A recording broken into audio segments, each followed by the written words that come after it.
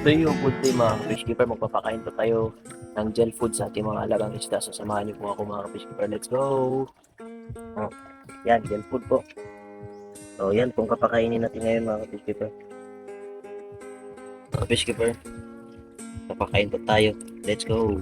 So yan po yung aking gel food mga ka-fish keeper. Napakalambot. So ito yung paborito ng mga isda ko mga ka-fish keeper. Nagustuhan na nila yung ating gel food nun, ginawa na gel food. Then dito, tingnan nyo, wala na yan. Tatakaw niyan mga fish keeper. Dito sa kanila, ang dami-daming nilalagay ko mga fish keeper kasi marami din talaga yun yan. Siksikan sila. Dalawang galon ang nilalagay ko.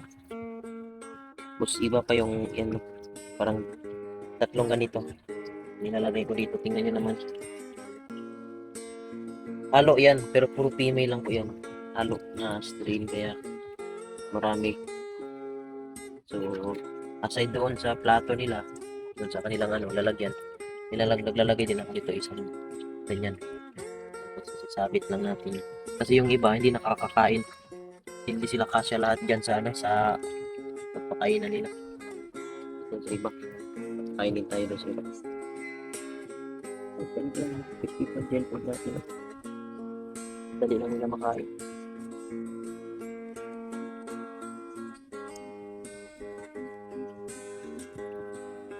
Gel food.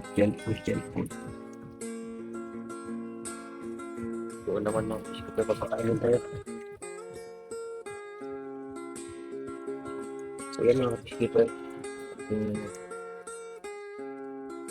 Halo din ito na strain ng mga ating mga lalaki na medyo lalaki ng fry natin dito. Full gold at saka flat gold, ang dami.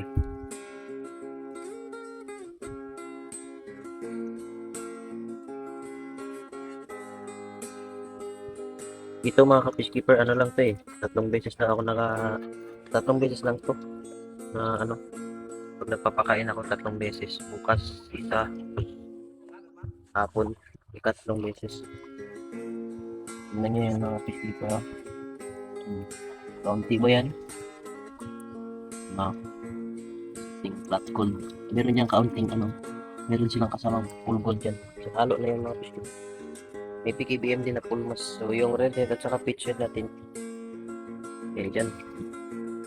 Bigyan din natin sila. May gutom na yun. So ulit yan mga fish keeper. Yung gel food natin.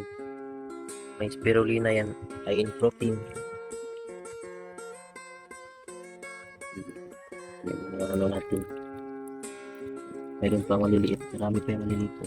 Tago lang.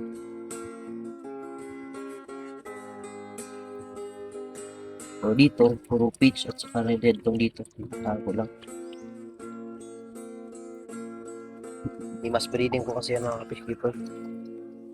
Mas breeding tayo.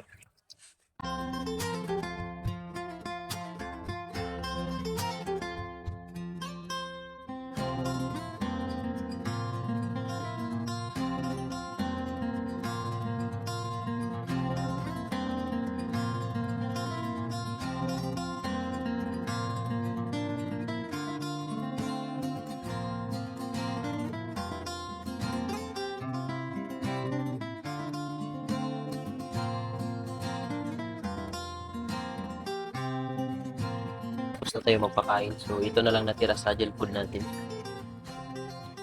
Medyo marami pero kahit kano karami, ang bilis lang maubos. Ang dami kasing papakainin. Bali, 3 beses lang ako nakakapakain sa isang ganito. So gawa na naman ulit. So ayan. Galing talaga. Pero goods pa rin. Babalik-balikan niya hanggang maubos naman. So ayun. Napakain na natin. So mag water change sana ako kasi hapon na eh. Mag 5 PM na ng afternoon. So ayun. Bukas na lang tayo mag water change morning.